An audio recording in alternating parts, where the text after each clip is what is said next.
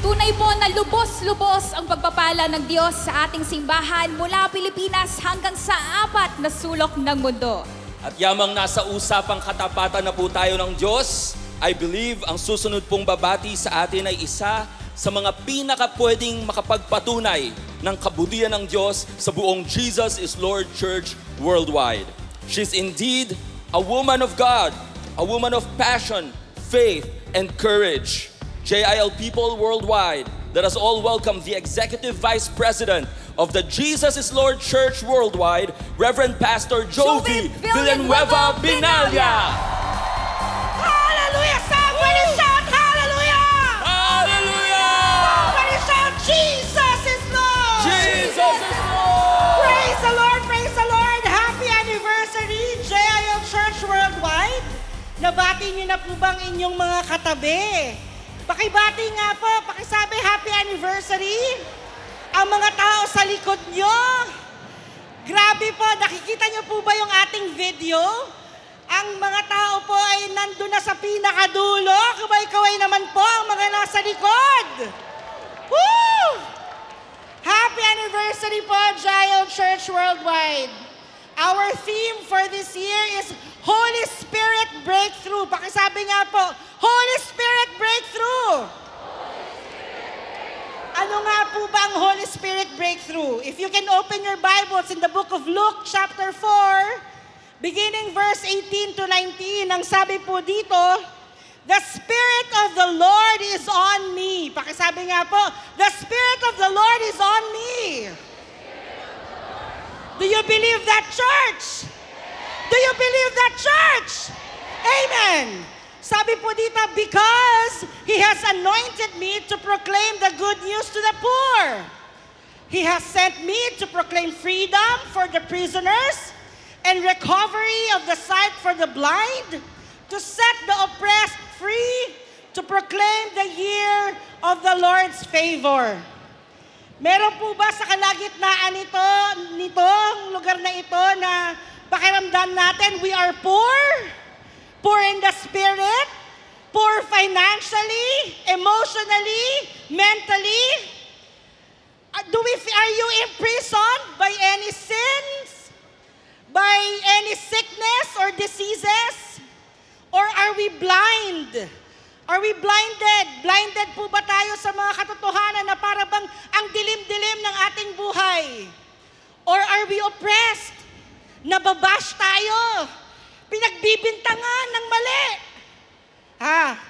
Pag tayo po ay nandun sa kalagitnaan na yon, ng mga bagay na yon, you are at the right place to experience the breakthrough of the Holy Spirit.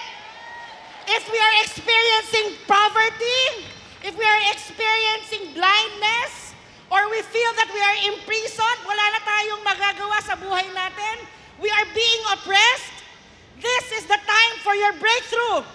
You are at the perfect position to experience breakthrough. Pakisabi sa katabi mo, you are at the perfect position to experience breakthrough. Pero ang breakthrough daw po, cannot happen without surrender. Pakisabi, surrender.